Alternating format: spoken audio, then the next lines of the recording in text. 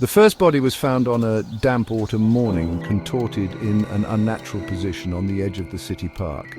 The victim, a middle-aged man, had a wide, grotesque grin stretched across his face, his lips split at the corners.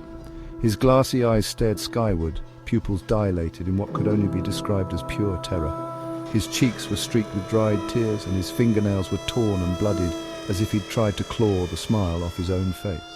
The coroner ruled it as a bizarre case of rigor mortis, combined with a potential drug reaction, but the rumors in the community whispered otherwise. Within days, another body appeared. This time it was a young woman slumped in a movie theater seat. Her frozen grin mirrored the first victim's, lips cracked, gums bleeding. Her hands were clenched into fists, her knuckles white. Witnesses reported that she'd walked into the theater alone, her movements jerky, her head twitching slightly as though something unseen pulled at her. She sat down, alone in the back row, and when the credits rolled, she was dead. Her autopsy revealed no physical injuries or toxins, yet her facial muscles had been contorted so violently they tore. The phenomenon became known as the smiling plague. More victims followed, each death eerily similar. The authorities scrambled to suppress growing hysteria.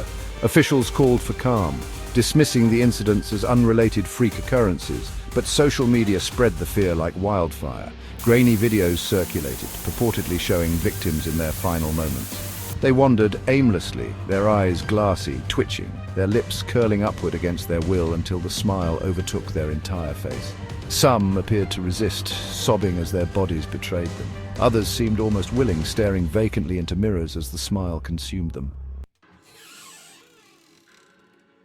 One video, filmed by a brave or foolish amateur investigator, became infamous.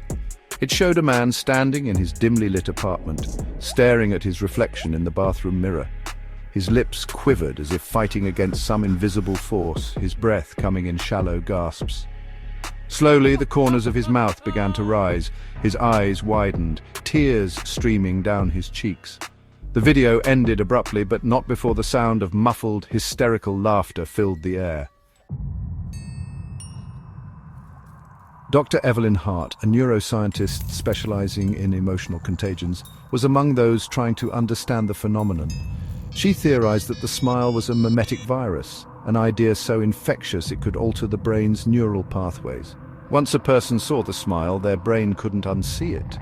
The image burrowed deep into their subconscious, compelling their facial muscles to replicate it. The strain caused catastrophic neural misfires, eventually leading to death.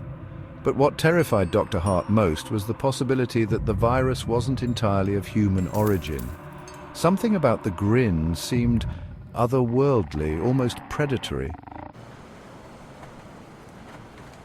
As the outbreak spiraled out of control, cities descended into chaos. Paranoia spread faster than the virus itself. People covered their mirrors, avoided screens, and burned photographs. Authorities shut down public spaces, but it was futile. The smile had seeped into the collective consciousness. It was no longer confined to images. Survivors spoke of seeing the grin in their dreams, of hearing faint laughter echoing in the dark. Some claimed the smile could be felt, a presence lurking just out of sight, waiting to pounce the moment they let their guard down. Dr. Hart worked tirelessly, but her own mind began to fray. She'd been exposed to too many images during her research, and though she tried to suppress it, she felt the corners of her mouth twitching involuntarily.